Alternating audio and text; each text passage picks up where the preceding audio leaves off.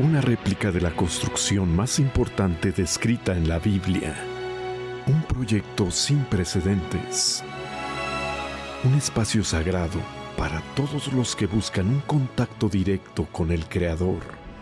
Este es el Templo de Salomón. Fue necesario un estudio muy profundo para mantener la identidad del proyecto de la época. Cada detalle fue pensado para que las personas puedan revivir los tiempos bíblicos. Al entrar a través de esta grandiosa puerta, toda atmósfera interna remite a la santidad, al Dios vivo. La experiencia ha sido extraordinaria. Ha sido, desde el momento en que entré al Templo de Salomón, es una belleza muy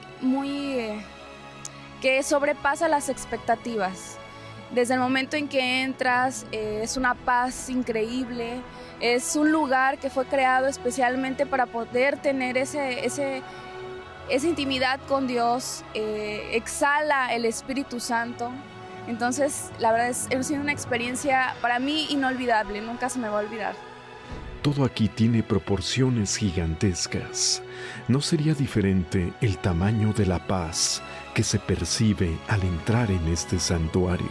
Fue una experiencia maravillosa, fue una transformación total y se siente inmediatamente el Espíritu de Dios, y no sé, no te lo podría explicar. Es algo inexplicable que solamente viniendo a vivirlo se puede dar uno cuenta de la transformación. Pero es algo totalmente muy bonito.